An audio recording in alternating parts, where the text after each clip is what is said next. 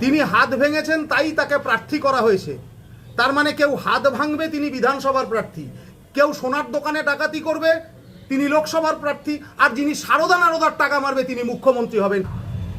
2019-এ এখানকার প্রার্থী, লোকসভার প্রার্থী নিশীথ প্রামাণিক জেতার পরে তারপরে করোনা সময় আমরা করোনার সেবা সেটা করেছি, এবং পরবর্তীকালে 2021 সালে বিধানসভা নির্বাচনে নিশীথ প্রামাণিক প্রার্থী হয় দিনহাটা থেকে।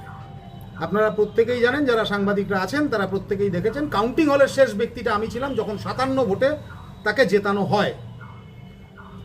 তার পরবর্তীকালে তিনি কোনো কর্মীদের না কথা বলে, কর্মীদের না জানিয়ে তিনি পদত্যাগ করেন, এবং তার পরের থেকে এখানে অত্যাচার শুরু হয়। তৃণমূলের অত্যাচার শুরু হয়, উদয়নগুহর অত্যাচার শুরু হয়। কিন্তু আজকে আমার একটাই প্রশ্ন, যে যারা পার্টির সাধারণ স্তরের একেবারে নিচু স্তরের কর্মী আছে, তারা কি শুধু লড়াই করার জন্যই আছে? প্রশ্নটা এই জায়গাটাতে। তারা যদি শুধু লড়াই করার জন্য থাকে তাহলে এটাই থাকবে যে কর্মীরা শুধু লড়াই করবে, কর্মীরা শুধু লড়াই করবে আর নেতারা ওপর থেকে সিদ্ধান্ত নেবে। 2019 সালে পরে 21 সাল এবং একটু পরে আসছে, তো 19 সালের পরে 21 সাল এবং তারপরে 23 সালের পঞ্চায়েত নির্বাচন কর্মীদের ব্রাত্য করে রাখা হয়। দলগত যে সাংগঠনিক প্রশ্ন সেখানেও তাদের ব্রাত্য করে রাখা হয়। কর্মীরা অনেকে পালিয়ে যায়, ভয়ে পালিয়ে যায়। আমরা বারবার জিজ্ঞাসা করেছি দলকে, আমরা বারবার জিজ্ঞাসা করেছি যে আপনারা এই যে পদত্যাগ করলো তারপরে কেন দিনহাটার মানুষের কাছে দলগতভাবে ক্ষমা চাওয়া হলো না, তার কোনো উত্তর আসেনি।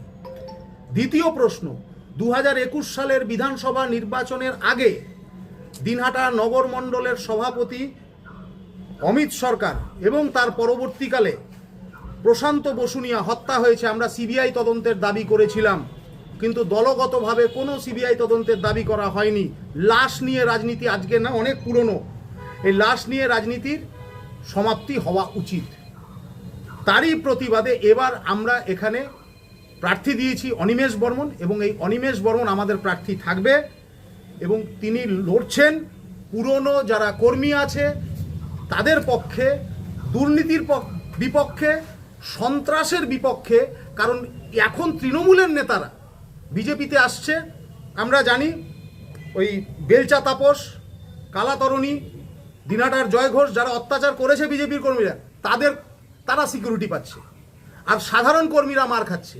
তাহলে দলটা শুধুমাত্র ঝান্ডার পরিবর্তন চাই না, সংস্কৃতির পরিবর্তন চাই। দেশের কেন্দ্রীয় মন্ত্রী তিনি বলেছেন দিনহাটায় যিনি প্রার্থী হয়েছেন তিনি হাত ভেঙেছেন কারো, তিনি হাত ভেঙেছেন। আমি আসছি তিনি হাত ভেঙেছেন তাই তাকে প্রার্থী করা হয়েছে।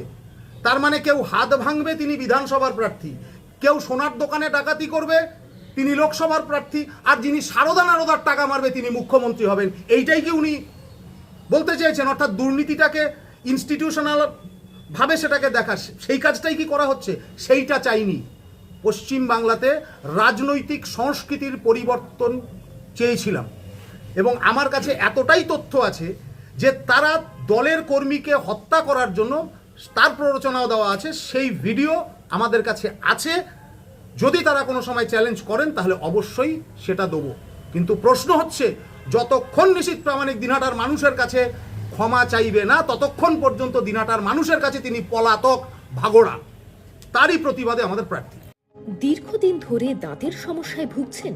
তাহলে আর দেরি না করে আজই চলে আসুন কোচবিহারের সবচেয়ে আধুনিক ও সুসজ্জিত চেম্বার ডেন্টাল কেয়ারে। এখানে পাবেন doctor A Sarkar, BDS implantologist, dental and oral surgeon specialized in RCT, fixed crown and bridge. আমাদের ঠিকানা dental care, Lichutala market complex, Suniti road, MJN হাসপাতাল, ইমার্জেন্সি গেটের বিপরীতে, কোচবিহার। বিশদে জানতে কল করুন 9733352895 এই নম্বরে।